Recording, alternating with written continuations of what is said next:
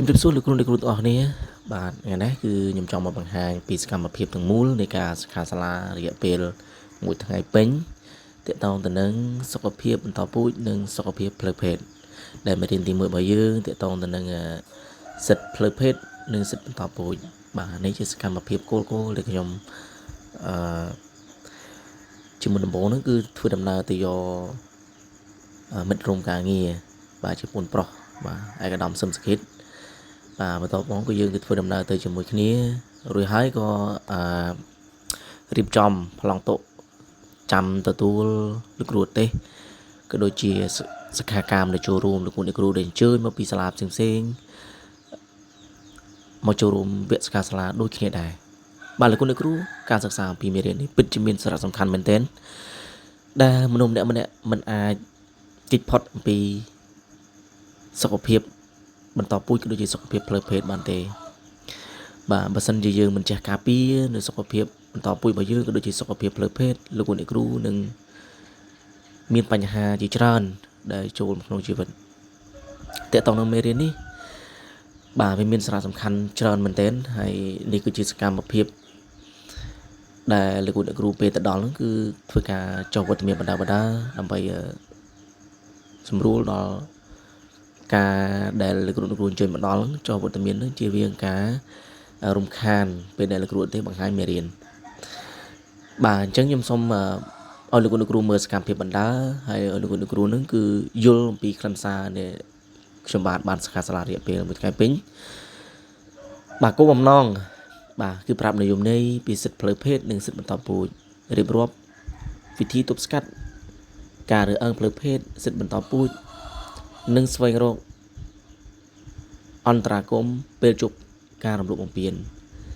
បកស្រាយពីអរិយាប័ត្រនៃការរើសអើងដែលអាចប៉ះពាល់ដល់ជីវិតផ្លូវភេទសិទ្ធិផ្លូវភេទនិងសិទ្ធិបន្តពូជ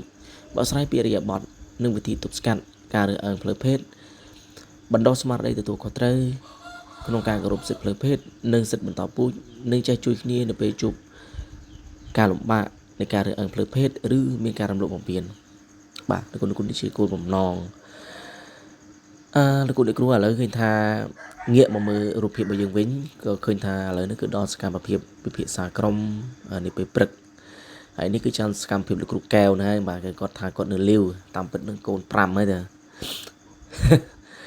បាទអញ្ចឹងនេះជាសកម្មភាពលោកគ្រូដែលគាត់តែឡើងបកស្រាយតាមក្រុមនីមួយបាទទៅតាមប្រភេទសំណួរផ្សេងបន្តមកទៀតក៏ដល់អាហារសម្រន់លោកគ្រូបាទអញ្ចឹងខ្ញុំអត់ផ្ដោតសំខាន់ទៅលើការបកស្រាយទៅលើនេះទេខ្ញុំផ្ដោតសំខាន់ទៅលើមេរៀនបាទហើយលោកគ្រូដឹងហើយថាសិទ្ធិមូលដ្ឋានមានអីខ្លះសិទ្ធិមូលដ្ឋានបាទសិទ្ធិមូលដ្ឋានទាំងអស់មានចំនួនបាទគឺ4លោកគ្រូបាទគឺសិទ្ធិរស់រានមានជីវិតសិទ្ធិទទួលបានការការពារសិទ្ធិអភិវឌ្ឍសិទ្ធិចូលរួមនៅសេរីភាពក្នុងជីវិតរស់នៅប្រចាំថ្ងៃបាទលោកគ្រូនេះគឺជាសកម្មភាពដែលលោកស្រីអភិបាលរងលោកស្រីដួងម៉ាណែតគាត់បានចុះទៅមើលសាលាខ្ញុំផ្ទាល់ហើយក៏បានចូលរួមក្នុងវគ្គសិក្ខាសាលានេះលើកឡើងអំពីបញ្ហាសាលាមួយចំនួនក៏ដូចជាការសរសើរអំពីសាលារបស់ខ្ញុំបានថាសាលានឹងគឺមានរបៀបរបបចេះជំរាបសួរជាសាលាដែលនៅក្នុងព្រៃក៏ប៉ុន្តែមានអរិយាប័ត្រល្អមានបន្ទប់ទឹកស្អាត